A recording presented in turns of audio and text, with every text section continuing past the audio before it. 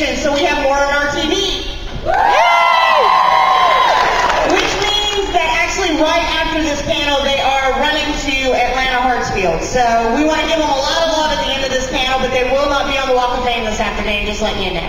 So we are talking today about, and I am really loud, we are talking today about what has scared you. And I know I've only had one cup of coffee. We're going to be queuing up right back here on this the smaller stage over here. If you have any questions, come and see me. And guys, just if you want to start it off, what has scared you? What is scared? This is pretty scary right here. Honestly, when we film the show, we don't see all you guys looking back at us, so it's pretty rough. But no, it's fun. I know, that's the creepy part. She says you may not see us, but we're there. Dustin, what scares you, man? You got to do something every morning. Yeah.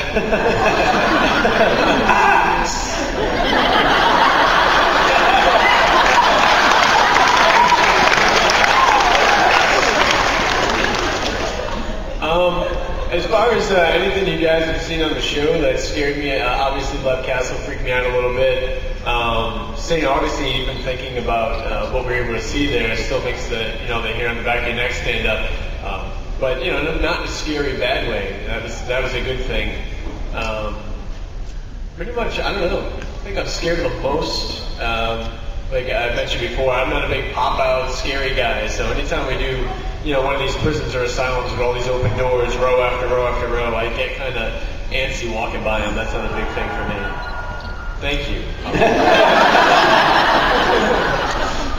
Like I said, there's a big difference between being scared and being startled. You get startled a lot, but honestly, there's no real fear involved. I don't like looking out a window and seeing a face looking back at me. Not cool. And at Fort Mifflin, that kind of happened in a broom closet. I was in that little room, and I saw a face looking back at me when I turned my flashlight on. And of course, I dropped the flashlight and stuff. But you do get startled, scared, not so much. The homeowners can be very scary. People scare you. But, yeah, needless to say, though, when you get startled, these guys, we don't run away from it, we run towards it, and that's the way it needs to be. Tango? You're afraid of... That's right. Yeah. Clowns or something? No, not clowns, no. Clowns. Clowns, I don't like clowns. I used to dress up as a clown. Well, you gotta paint a smile on your face, there's something wrong. It's true. Mine again was Love Castle with Dustin. Went down there, was scared. It was, and like I said before, you just twist the emotion. It's a very fine line from being scared to being excited and angry, and that's a little trick that I did, and it works. But also Fort Mifflin, in that same place again. I don't know why, I never feel this way, but I was in there by myself, and it's just something wanted me out of there. I mean, I don't claim I'm psychic or anything, but I felt like I just had to get out of there. I don't know why, but it was scary for me. Yeah, I got to set the stage for this one. Dustin and I were doing an investigation on the show, and the floor was falling apart. This whole building was a wreck, as it was meant to be. And I was about 35 feet up, standing on a ledge. Dustin and I were doing an EVP session. Dustin was underneath me. It was Dustin's turn to ask a question. He said, "Can you shove something off the ledge right now?" Yeah. So that was pretty frightening. That was scary.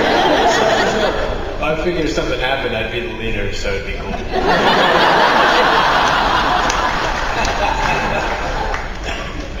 Things are tough on GHI, huh? We've got our first question. Guys, thanks for being here. Thank you.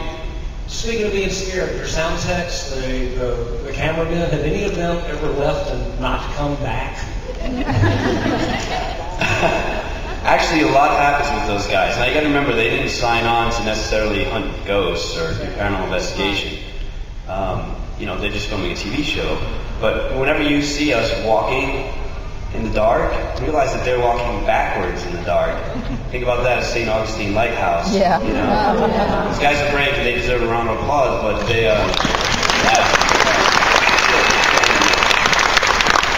every time they have an experience, we grab the camera from them or whatever, and we turn and we interview them. And sometimes they show it, sometimes they don't. But we had one guy, Frank, who got beaten in the face by his own sound equipment. He left. We encouraged him to come back and finish out the season, and then he left for good. But we have had a lot of guys. There's one guy at St. Augustine Lighthouse, Justin Tucker. Yeah, I guess he was walking into the lighthouse, and this bright orange light came flying out past him, and he heard his name called. And so he's like, screw that, I'm not going back in there.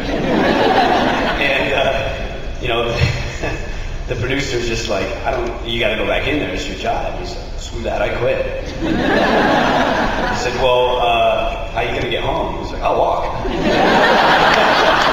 Guy who lived in Connecticut. So Jay and I went in there and changed the tapes he needed changed, and, you know, he stayed with us for a little bit. They're troopers. Rob, do you have any stories on that? Yeah, man. We have a guy, he's kind of like a California surfer type, one of our cameramen. And we were doing Pajama Castle, which is like a pretty bugged out place to begin with. And we always joke around, and he's like, I could do what these guys do, bro. Look at me, I'm a ghost hunter. Why don't you make a door slam, man? Bam, a door slam. He's like, oh, to heck with this, bro. And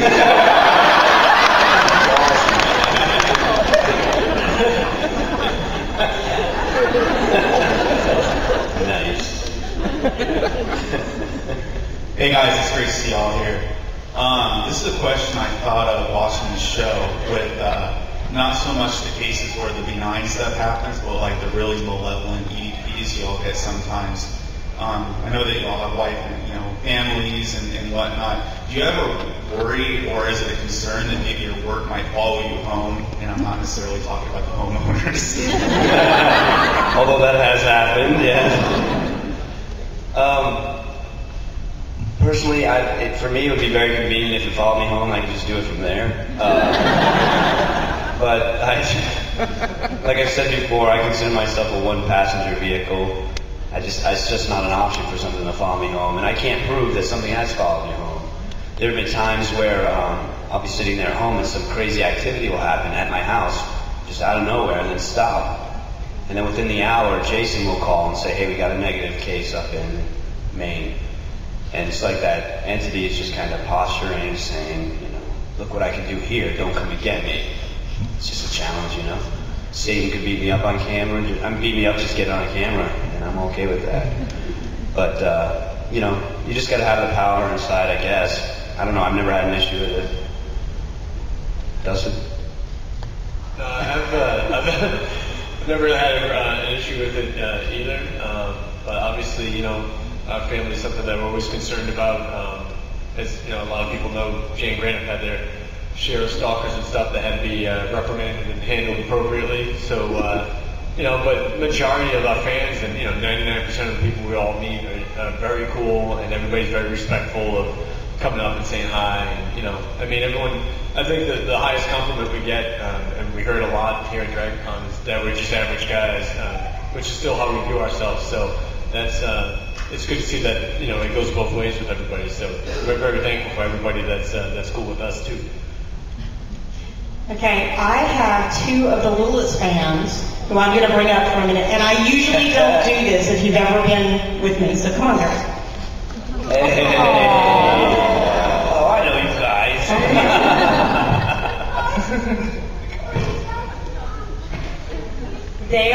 They are missing Mr. Jason, so they wanted to give to Grant. There you go. And since they're not going back to the Walk of Fame. Aww. The future Dragonconers of America. Thank you. Thank you. Oh, he's going to love this. He was missed a great deal. AV